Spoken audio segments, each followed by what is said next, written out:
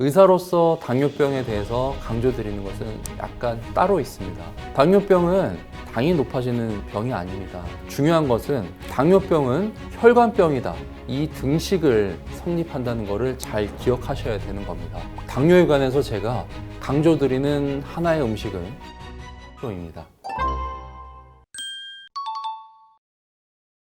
40대가 넘어가면서 우리는 안타깝게도 당뇨병에 더 걸리게 되는데요. 그런데 이때 문제가 하나 있습니다. 특히 중년 여성분들인데요. 생리 주기가 불규칙해지고 만경을 겪게 되기도 하는데요. 만경을 겪게 됐을 때 우리 몸의 에스트로겐, 여성 호르몬이 줄어들게 됩니다. 잠을 못 자고 몸이 쑤시고 얼굴이 화끈거린 것, 그것 외에도 혈관의 건강이 나빠질 수 있게 됩니다. 당뇨에도 큰 영향을 주게 되는데요. 당뇨를 막기 위해서는 특히 여성분들은 50대, 60대가 되면서 당뇨 그리고 혈당을 엄격하게 관리를 해야만 합니다. 의사로서 당뇨병에 대해서 강조드리는 것은 약간 따로 있습니다. 당뇨병은 당이 높아지는 병이 아닙니다. 당은 우리 몸에서 혈당이 500에서 600 이렇게 올라가지 않는 이상 별다른 증상도 일으키지 않고 그렇게 큰 위해를 가하지 않을 수도 있어요. 중요한 것은 당뇨병은 혈관병이다. 이 등식을 성립한다는 것을 잘 기억하셔야 되는 겁니다.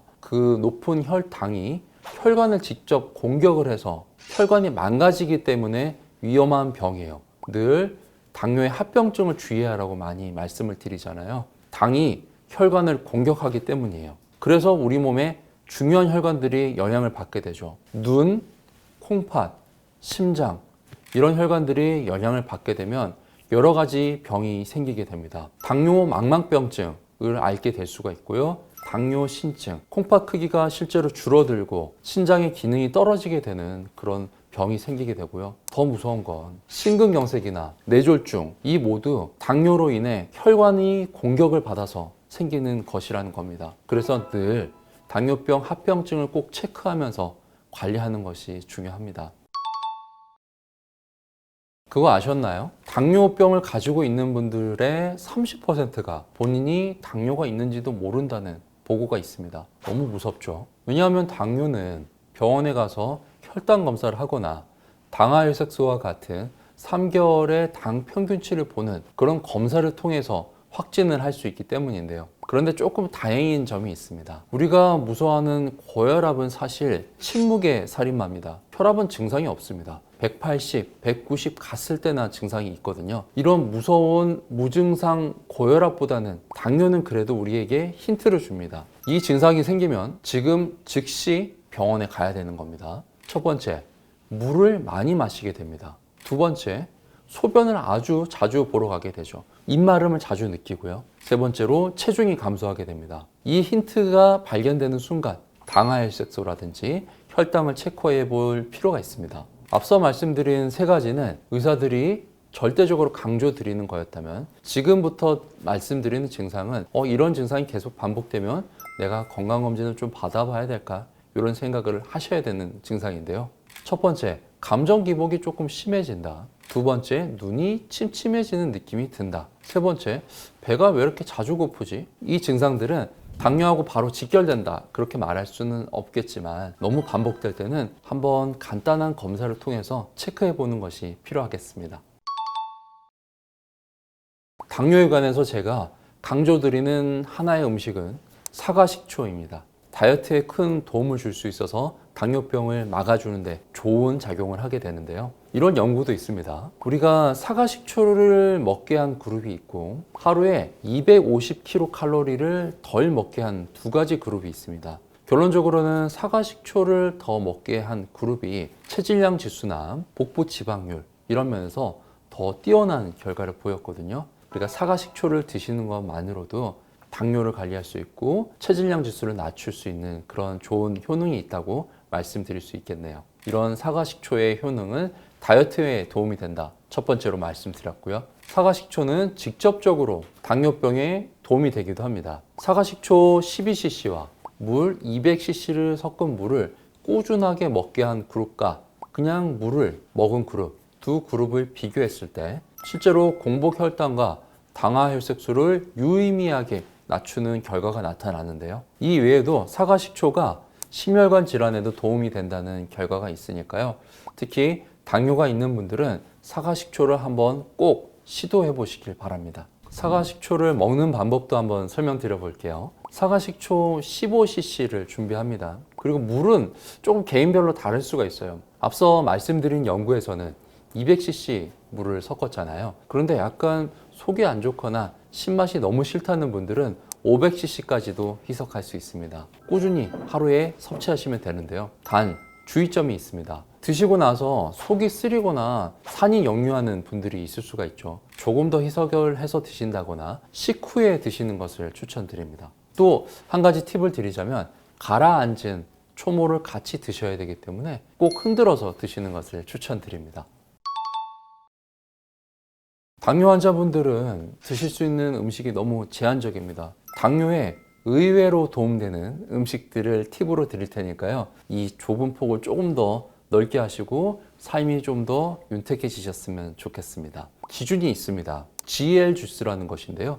당 부하 지수고 GI 지수가 먹는 양을 계산하지 않고 한 당 지수였다면 GL 지수, 당 부하 지수는 한 번에 먹는 양까지 고려한 좀 더 현실적인 지수인데요. 이 GL 지수가 낮은 음식들 중에서 실용성이 있는 자주 먹을 수 있는 음식 위주로 제가 3가지 설명드려 보겠습니다. 첫 번째, 식이섬유가 많은 시리얼입니다. 절대 그냥 시리얼은 안 됩니다. 시리얼이 포도당 수액보다 더 GI 지수가 높다는 거였어요. 당 지수가 높다. 식이섬유가 많은 시리얼이 따로 있습니다. 그 시리얼의 연료는 밀기울이라는 건데요. 당뇨 환자분들도 드실 수 있는 그런 건강한 시리얼입니다. 두 번째 추천드리는 음식은 코티지 치즈입니다. 우유 200cc 안에 탄수화물이 심지어 8g이 들어있습니다. 바로 혈관으로 들어가기 좋게 액체 형태로 말이죠.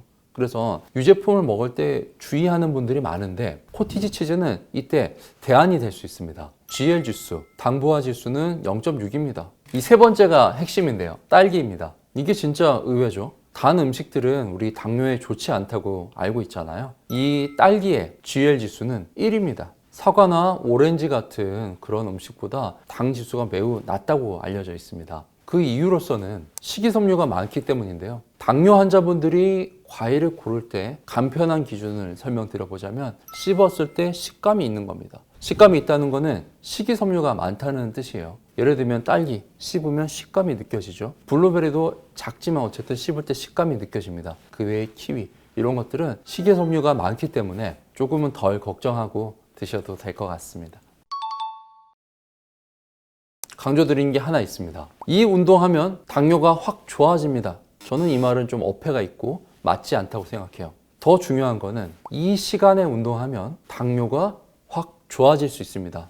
이 말이 맞습니다. 시간대가 중요할 수 있기 때문에 그러니까 언제든지 할 수 있는 운동, 식사하고 나서도 바로 할 수 있는 운동, 그런 운동을 위주로 오늘 설명을 드릴 거예요. 우선 식후 30분 정도에 하면 좋습니다. 음식물이 소화돼서 포도당으로 돼서 혈관으로 들어가는데 30분 정도가 걸립니다. 그러면 이 포도당이 들어왔을 때 바로 없애줄 수 있는 이 골든타임을 말씀드린 거고요. 너무 시간이 지나게 되면 이미 우리는 인슐린의 영향을 받아서 지방으로 저장이 되거나 이런 상태이기 때문에 관리하기가 힘들어집니다. 자, 30분 이내에 하면 안 될까요? 가능은 하지만 소화기관으로 혈액이 가는 것을 막아서 소화 기능을 떨어지게 할 수도 있습니다. 그리고 이때 강도는 저강도 운동이어야 합니다. 중등도 이상의 운동을 하게 되면 역시나 소화를 방해하기 때문인데요. 저강도 운동하면 우리가 생각할 수 있는 게 뭐죠? 걷기입니다. 하지만 밥 먹고 나서 걸을 수 있는 분들이 참 흔치 않죠. 그래서 저강도 운동으로 밥 먹자마자 30분 후에 할 수 있는 운동, 그거를 오늘 설명드릴 테니까요. 꼭 잘 실천해 주셔야 합니다. 제가 한번 보여드릴게요. 첫 번째 시작입니다. 걷기를 시작합니다. 그냥 일반적으로 걷는 걷기. 보폭을 점차 넓힙니다. 그래서 보폭을 넓히고 이 상태에서 10걸음을 걷습니다. 이렇게 하다가 다시 돌아와요. 네, 이렇게 해서 다시 걷고 10번 걷고 다시 늘리고 한 4번 정도 하면 보통 넓어질 거예요.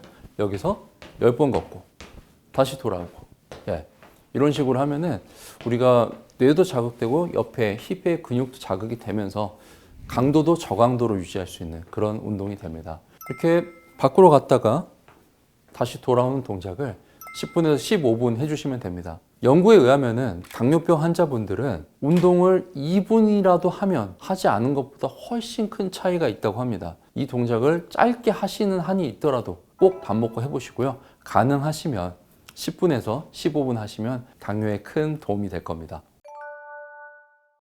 오이는 대표적으로 수분이 많은 채소죠. 강제로 우리 몸에 다이어트가 되도록 할 수 있죠. 당뇨병에 도움이 된다는 연구들은 많이 있어 왔습니다. 그래서 오이를 꾸준히 먹었을 때는 인슐린 저항성도 줄이고 당뇨병도 예방할 수 있으니까요.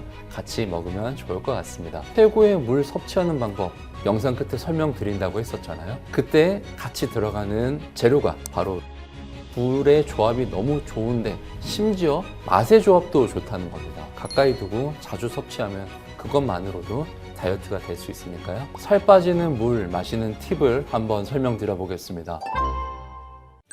예, 안녕하세요. 저는 일산 연세 더 나은 의원 대표 원장, 의학 유튜브 이지닥터 의사 트레이너 채널을 운영 중인 최준호라고 합니다. 저의 특이한 경력은 헬스 트레이너이자 가정의학과 전문이라는 겁니다. 저도 실제로 실천하는 의사로서 하고 있는 운동들에 대해서 자세히 같이 설명드리겠습니다. 무엇보다 이 영상 끝에는 제가 실제로 만들어서 마시는 그 물도 같이 설명드릴 테니까요. 끝까지 잘 봐주시면 좋겠습니다. 첫 번째 물은 우리 몸에 대사량을 올려줍니다. 대사량이 올라간다는 것은 어떤 것을 의미할까요? 다이어트가 될 수 있다, 살이 빠질 수 있다는 의미이기도 하죠. 실제로 이 물을 마실 때 어떻게 하면 살이 더 빠질까 고민도 많이 하실 텐데요. 살 빠지는 물 마시는 팁을 한번 설명드려 보겠습니다. 물을 드실 때 얼음을 타서 드시는 거예요. 얼음을 마시면 우리 몸에서는 기초 체온을 유지하기 위해서 대사량을 올리게 되는데요. 강제로 우리 몸에 다이어트가 되도록 할 수 있죠. 두 번째는 피부의 탄력을 유지하고 피부 노폐물을 배설해 준다는 것입니다. 우리 몸의 콜라겐을 구성하는데도 물이 정말 중요한 역할을 하거든요. 물을 덜 드셨을 때 얼굴이 푸석푸석한 경험 많이 있으시죠? 이 물만 들어가도 우리 몸이 탱글탱글, 피부가 탱글탱글하게 될 수 있으니까요. 수분 섭취 꼭 강조드리고요. 세 번째, 물은 에너지의 원천입니다. 심장에서 뿜어져 나와서 전체 몸을 공급하는 혈액, 이 혈액의 혈장 성분, 혈장의 대표적인 성분은 바로 물입니다. 즉, 심장에서 영양분이 공급이 되려면 결국 물이 있어야 된다는 건데요. 우리 산소가 하는 역할 외에 물 자체에만 포함된 여러 가지 미네랄들이 있으니까요. 꼭 물을 섭취해서 에너지의 원천을 얻는 것을 추천드립니다. 네 번째, 스트레스를 줄여줄 수 있습니다. 우리 몸에 탈수가 일어나면 코티솔이 올라가게 되고요. 이 코티솔은 즉 스트레스 호르몬입니다. 물을 많이 마셔서 탈수를 막아주면 우리 몸의 스트레스도는 점차 낮아지게 될 것입니다.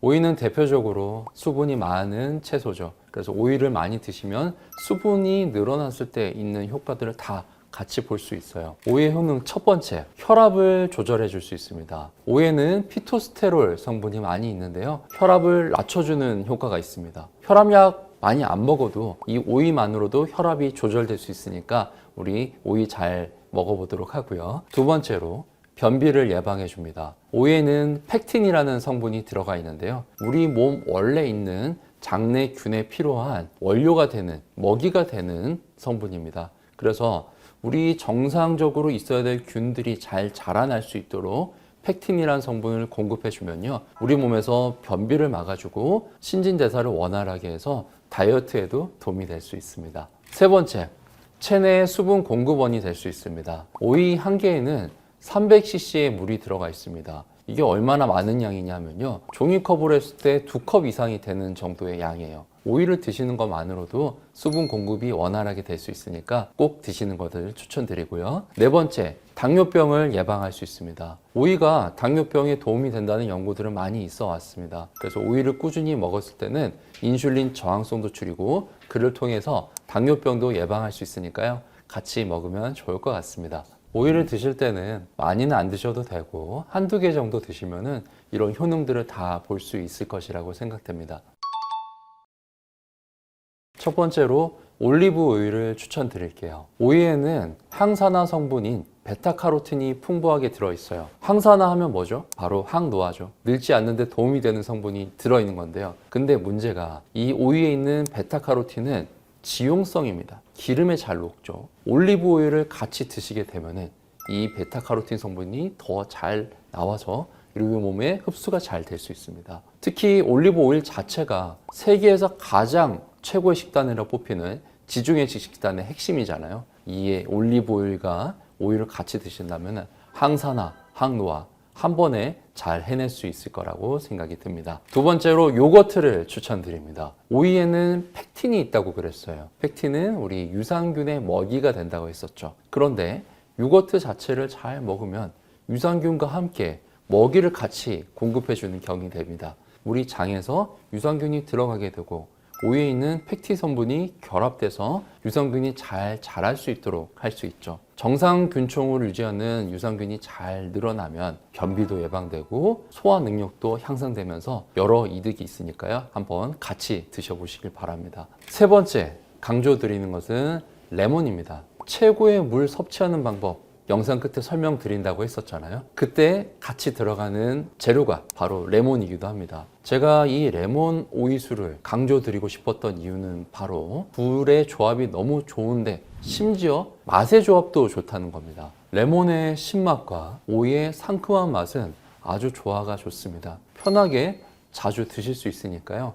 그래서 저는 레몬 오이수를 추천드립니다. 레몬이 왜 좋은지 효과 면에서도 설명을 드려보면요. 레몬의 비타민C는 항산화 성분이 뛰어나죠. 오이의 항산화 성분까지 겹치면 항산화가 시너지가 일어나게 되고요. 레몬의 구연산은 소화를 촉진해주고 더부룩함을 호소하는 것을 좋게 해줄 수 있습니다. 오이의 펙틴 성분 등으로 장의 유익균까지 좋게 만들어주면 두 가지의 시너지 효과가 엄청날 것으로 생각이 됩니다. 레몬과 오이 아주 추천드립니다. 그런데 우리가 주의해야 될 음식들도 같이 있을 겁니다. 딱 하나만 강조드릴게요. 제가 하나 뽑는 것은 당근입니다. 당근과 오이, 채를 썰어서 먹는 일이 많으신데요. 하지만 당근과 오이를 생으로 먹으면 아스크로비나제 효소가 비타민C를 파괴하게 됩니다. 우리가 앞서 강조드린 비타민C의 좋은 점들 파괴가 되면 너무 아쉽잖아요. 그래서 당근과 같이 드시는 것만은 꼭 제가 하시지 말라고 강조드립니다. 꼭 같이 당근을 드셔야 되겠다면요. 식초에 절여서 드시거나 50도 이상 가열한 후에 드시는 것을 추천드립니다.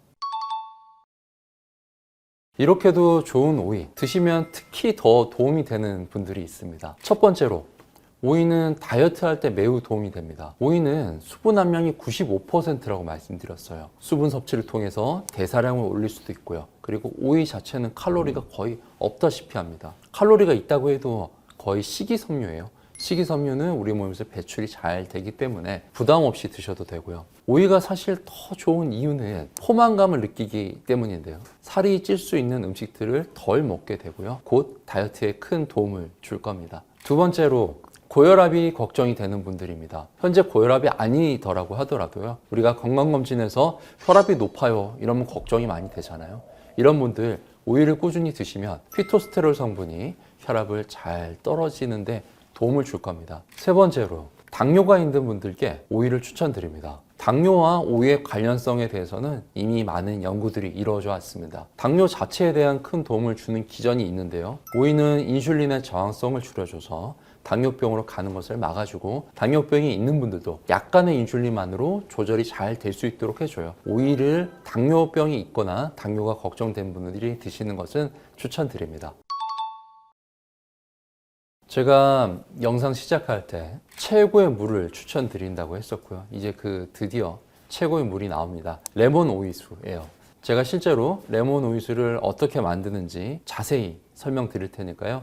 똑같이 따라해서 꾸준히 한번 섭취해 보시죠. 자, 우리 준비물은 매우 간단합니다. 레몬 1개, 그리고 오이 1개입니다. 오이가 큰 경우에는 3분의 2개만 넣어도 되니까요. 참고해 주시고요. 제로 손질을 하는 게 중요합니다. 레몬 자체가 껍질을 같이 먹었을 때 효과가 좋기 때문에 껍질째 레몬 오이수에 넣는 것을 추천드리기 때문인데요. 이 껍질을 세척하는 데는 중요한 재료가 필요합니다. 베이킹소다인데요. 특히 레몬 같은 경우에는 코팅제라든지 여러 가지 문제가 있을 수 있으니까요. 베이킹소다로 깨끗이 씻어서 드시는 것을 추천드리고요. 여러 방법이 있는데 레몬과 오이를 베이킹소다에 담은 물에 30분 이상 두는 방법도 있고요. 저는 근데 조금 성격이 급해서 베이킹소다로 바로 레몬과 오이 껍질을 묻힌 다음에 물로 박박 씻어냅니다. 물리적인 힘까지 가해지면은 더더욱 잘 씻겨낼 수 있으니까요. 그 다음에 레몬을 슬라이스를 내고 오이를 슬라이스를 냅니다.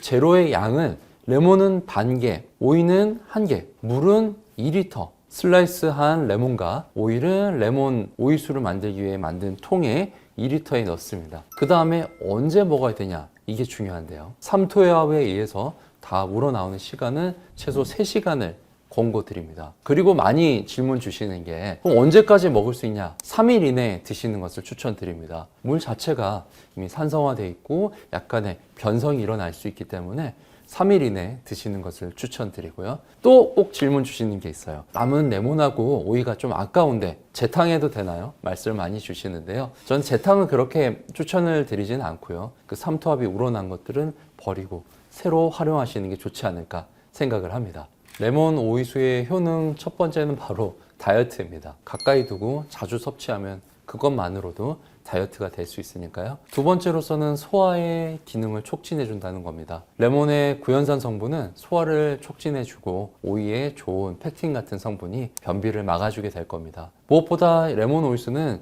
대사량을 잘 올려주니까요. 우리 신진대사를 통해서 피부 톤도 밝아지는 것을 많이 느끼실 수 있을 겁니다. 다이어트에 진짜 도움되는 레몬 오이수 한번 꼭 만들어서 드시길 바랍니다. 과요불급이란 말을 그래도 제가 써야 될 것 같아요. 오이가 아무리 좋다고 하지만 과량을 드시게 되면은 설사를 하는 등 복통을 일으키는 경우도 있습니다. 오이는 약간 차가운 성분이기 때문에 많이 드시면 몸이 차가워져서 면역에 조금 나쁜 영향을 줄 수도 있어요. 그래서 하루에 한두 개 정도만 드시는 것을 추천드립니다. 여성 호르몬이 줄어들면 실제로 우리 혈관을 지켜주는 역할까지도 줄어들기 때문입니다. 그래서 고지혈증이 더 생길 수밖에 없는데요. 중년 여성들의 혈관은 위협을 받고 있다고 할 수도 있겠습니다. 고지혈증 관리의 제일 큰 핵심은 탄수화물입니다. 가공된 탄수화물들은 절대적으로 주의를 해주시고요. 그 외에 우리가 생각할 수 있는 나쁜 것들이 다 사실은 고지혈증을 악화시킬 수 있습니다. 정통으로 길을 걸어오고 교수까지 했던 의사로서 이 부분은 꼭 강조드려야만 합니다. 그 중에 제가 오늘 집에서 바로 실천할 수 있는, 바로 접근할 수 있는 고지혈증에 좋은 음식 3가지 말씀드려 보겠습니다. 여성분들은 대체로 남성분들보다 생활습관 관리를 더 잘하십니다. 고지혈증도 원래는 여성분들이 되게 적습니다. 그런데 문제는 호르몬의 변화죠. 안타깝게도 호르몬의 변화가 일어나는 50대부터 해서는 여성분들의 고지혈증의 발병률이 너무 높아지게 됩니다. 안타깝죠. 왜냐하면 우리 갱년기와 관련 있는 여성 호르몬이 줄어들면 그냥 잠만 못 자는 게 아니고 얼굴만 붉어진 게 아니고 실제로 우리 혈관을 지켜주는 역할까지도 줄어들기 때문입니다. 그래서 고지혈증이 더 생길 수밖에 없는데요. 즉 갱년기 이후에 중년 여성들의 혈관은 위협을 받고 있다고 할 수도 있겠습니다. 고지혈증을 관리할 때 중요한 식사 방법, 식단에 대해서 먼저 설명드릴 건데요. 그런데 건강에 대해서 관심이 많고 고지혈증에 대해서 잘 알고 있다는 분들조차도 잘못 알고 있는 내용이 있어서 그 부분부터 제가 짚고 넘어갈게요. 진료실에서 저에게 질문을 주셨다. 건강에 관심이 많으신 분입니다. 그리고 제 유튜브에 댓글을 달아주셨다. 이미 건강에 대한 지식이 많은 분들입니다. 그분들조차 계속하는 실수인데요. 고지혈증 관리의 제일 큰 핵심은 탄수화물입니다. 지방을 많이 먹는다고 고지혈증이 나빠진다. 그것은 반은 맞고 반은 틀린 내용이에요. 그래서 고지혈증 관리를 할 때 우리가 다른 세부적인 거 뭘 드시지 마라, 뭘 드시면 좋다 보다도 탄수화물을 줄여야 된다는 이 내용을 설명드려야 합니다. 이 내용을 말씀드리면 많은 분들이 싫어하시죠. 하지만 저는 정통으로 길을 걸어오고 교수까지 했던 의사로서 이 부분은 꼭 강조드려야만 합니다. 첫 번째 그거를 주의하신 다음에 두 번째로 제가 강조드리는 게 지방은 오히려 고지혈증에 도움이 된다입니다. 그래서 어떤 지방을 드시는지가 참 중요한데요. 그 지방을 어떻게 드셔야 되는지 제가 자세히 먹는 방법이나 어떤 음식이 좋은지 추천드려 보겠습니다. 제가 거듭 말씀드리는 좋은 음식은 첫 번째 탄수화물 줄이는 게 첫 번째고요. 그 중에 제가 오늘 집에서 바로 실천할 수 있는, 바로 접근할 수 있는 고지혈증에 좋은 음식 세 가지 말씀드려 보겠습니다. 첫 번째 견과류입니다. 견과류 너무 다양하게 많죠. 호두, 브라질 너트, 땅콩 등 다양한데요. 제가 이 중에 제일 좋은 견과류까지도 끝에 말씀을 드릴게요. 견과류는 앞서 말씀드린 것처럼 지방이지만 좋은 지방입니다. 왜냐하면 견과류에는 오메가3가 많기 때문인데요. 한 연구에서는 견과류를 더 먹게 한 그룹과 전체적으로 칼로리를 낮추게 한 그룹, 두 그룹의 견과류의 영양성을 분석해 봤습니다. 견과류를 더 먹은 그룹에서는 3에서 19%까지 나쁜 콜레스테롤이라고 알려져 있는 LDL이 유의미하게 감소하였는데요. 이처럼 견과류는 실제로 우리 몸에서 고지혈증을 낮춰주는 역할을 할 수 있습니다. 그 중에서 제가 추천드리는 건 호두 많이 추천드리고요. 그리고 브라질 너트 추천드립니다. 브라질 너트는 좀 귀하긴 하지만 역시 오메가3 성분이 많이 들어가 있어서 추천을 드립니다. 견과류 드시는 건 제가 언제 드실지 꼭 강조드리는 시간이 있습니다. 점심과 저녁 사이입니다. 점심과 저녁 사이 드시면 어떤 점이 좋으냐 하면요. 그때 뭘 드시면 저녁에 덜 먹게 돼요. 그게 첫 번째. 아주 큰 이득입니다. 그리고 너무 식전에 드시면은 공복감에 드시면은 속도 쓰리고 그럴 수 있기 때문에 그 시간대에 드시면 아주 몸에 에너지도 나고 머리 회전도 원활하게 해줄 수 있을 겁니다.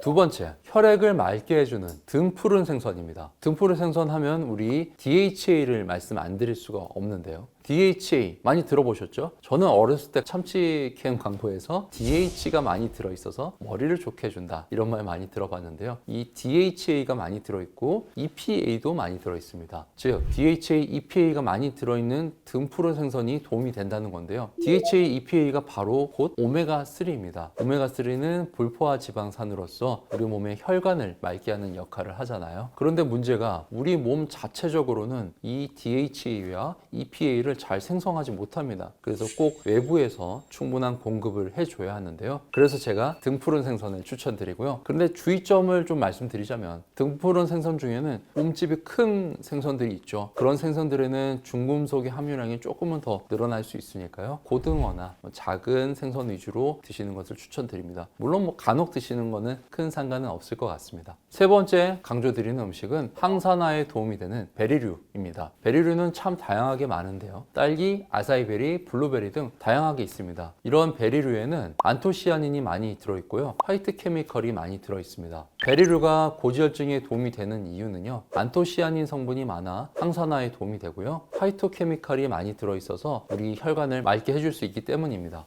이 베리류 중에서도 제가 딱 집어서 어떤 게 좋은지 한번 말씀드려 볼까요? 제가 추천드리는 베리류는 딸기입니다. 딸기는 우리 몸에 LDL, 저밀도 콜레스테롤을 낮춰주고 HDL을 조금 높여주기도 하는 그런 연구 결과도 있거든요. 그리고 블루베리도 안토시아닌 성분이 많기 때문에 추천을 드리고요. 베리류 하면은 또 우리가 주의하는 게 단맛이 있기 때문에 살이 찌지 않을까 걱정을 많이 하게 되는데요. 하지만 베리류는 대체로 우리가 말씀드린 것처럼 식감이 있죠. 식감이 있으면은 그만큼 탄수화물 중에 식이섬유가 많은 것이고 살찌는 데는 크게 영향을 주지 않으니까요. 이런 음식들 위주로 드시면은 고지혈증에 도움이 될 것 같습니다. 우리나라 식품의약처에서는 포도당이나 지방, 콜레스테롤이 밀접하게 고지혈증과 관련이 있으니까 주의를 요한다고 하였습니다. 우선 우리가 고지혈증 할 때 첫 번째 주의해야 될 것은 탄수화물이었고 그 탄수화물 중에 정제 탄수화물들 이렇게 가공된 탄수화물들은 절대적으로 주의를 해주시고요. 그 외에 우리가 생각할 수 있는 나쁜 것들이 다 사실은 고지혈증을 악화시킬 수 있습니다. 예를 들면 포화지방산이라든지 소금, 고칼로리 음식, 인스턴트 음식 등 이런 것들은 다 고지혈증에 나쁜 영향을 주니까요. 좀 주의해서 드시는 것을 추천드립니다. 라면이나 과자, 치킨 이런 음식들은 우리 몸에서 좀 고지혈증을 악화시킬 수 있으니까요. 특히 고지혈증이 있는 분들은 주의하시는 것을 강조드립니다.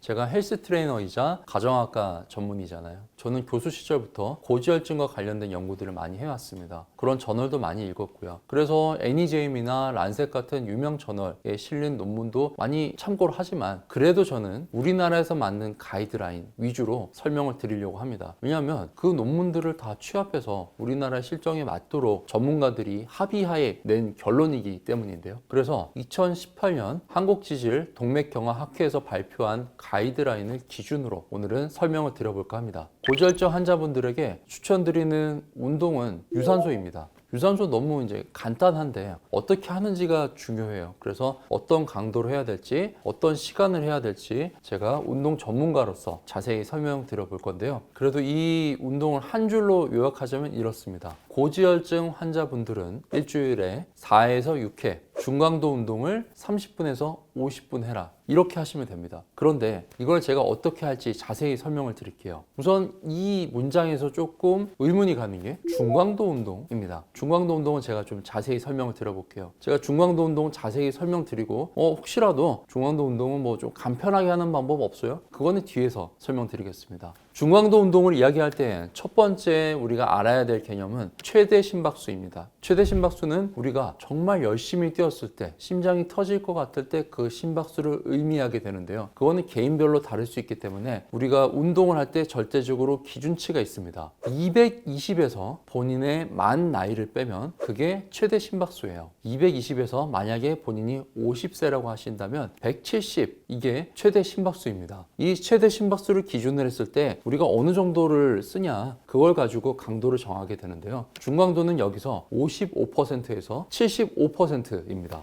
계산을 해보면 이렇습니다. 아까 170 곱하기 0.55 곱하기 0.77 한 구간인데요. 그렇게 하면 제가 미리 계산을 해봤는데 대략적으로 93에서 127회입니다. 본인이 운동을 하면서 1분 동안 맥박수를 쟀는데 55%에서 75%로 하고 있다. 아, 그럼 내가 진짜 운동을 잘하고 있구나. 이 운동이 진짜 고지혈증에 도움되는구나. 자부심을 느끼시면서 그 운동을 유지하셔도 될 것 같습니다. 제가 간편하게 하는 셈법도 설명드린다고 했었는데요. 간편하게 하는 중강도 운동의 셈법은 옆에 사람하고 말은 할 수 있어요. 어제 갔다 왔는데 이런 말은 할 수 있어요. 근데 막 임창정 씨 노래 같은 노래는 못해요. 이런 게 중강도입니다. 말은 할 수 있는데 노래 부르긴 좀 힘들어. 이게 중강도예요. 이렇게 중강도 운동을 일주일에서 4번에서 6번 한 번에 하실 때 30분에서 50분 이상 하시면 고지혈증에 도움이 되는 운동입니다. 자, 이렇게 말씀드리면 어떻게 할지 그냥 좀 딱 정해달라 이런 분도 계실 거예요. 정해드릴게요. 대신 꼭 그렇게 하셔야 됩니다. 자, 월요일, 수요일, 금요일, 일요일 이렇게 하세요. 이렇게 하시고 가능하시면 토요일에 한 번 정도 더 해도 좋고요. 시간은 아까 말씀드린 것 같이 30분에서 50분 하시면 됩니다. 중강도 운동을 하실 때는 심장에 부담이 갈 수 있어요. 꼭 5분 정도 준비 운동, 빠르게 걷기나 가볍게 뛰기 정도 해주시고요. 그 다음에 중강도 운동은 여러 가지 방법으로 다 할 수 있습니다. 빠르게 뛰기도 가능하고요. 수영도 가능하고요. 빠르게 걷기를 해도 그 심박수가 나오는 분들도 있거든요. 그래서 본인한테 맞는 방법을 하시고, 다만 기저 심혈관 질환이 있다거나 이뇨제와 같은 혈압약을 드시는 분들은 너무 무리하게 운동하면 어지러울 수도 있으니까요. 꼭 전문의와 상의하시는 것을 추천드립니다. 자, 이렇게 중강도 운동을 30분에서 50분 하신다. 이것도 정해드릴까요? 저는 40분을 정해드릴게요. 40분 하시고 끝나고 5분 정도 천천히 걷기 하시면서 마무리하면 이렇게 딱 50분의 고지혈증에 도움되는 운동이 완성되게 됩니다. 이런 운동은 한다고 바로바로 티가 나지는 않을 수 있습니다. 그래서 적어도 2달 이상은 꾸준히 하셔서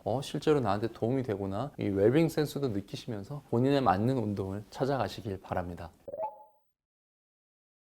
제가 생활체육 지도사이자 가정학과 전문의로서 강조드리는 부분을 마지막으로 이 영상을 마칠까 합니다. WHO에서도 이렇게 말했습니다. 운동을 2분이라도 하는 사람은 아닌 사람과 차이가 엄청나게 크다. 그래서 여러 논문들이 있지만 약간의 운동을 하는 것만으로도 하지 않은 것보다는 훨씬 큰 건강을 가져올 수 있습니다. 그래서 우리가 즉 완벽하게 지키지 못하더라도 조금씩이라도 하는 것이 큰 의미가 있다는 뜻이니까요. 자, 그럼 지금 심박수 55회에서 75회를 체크하러 바로 저랑 같이 나가보실까요? 오늘 영상을 통해서 제가 늘 강조드린 것처럼 실용성 있게 본인 생활에 실천을 해보시면 정말 저로서는 감사할 것 같고요. 영상 보시고 이런 관리가 더 필요하시다, 특히 중년의 다이어트가 필요하신 분들은 저희 병원 오시면 건강해질 수 있도록 최선을 다해서 노력해 보겠습니다.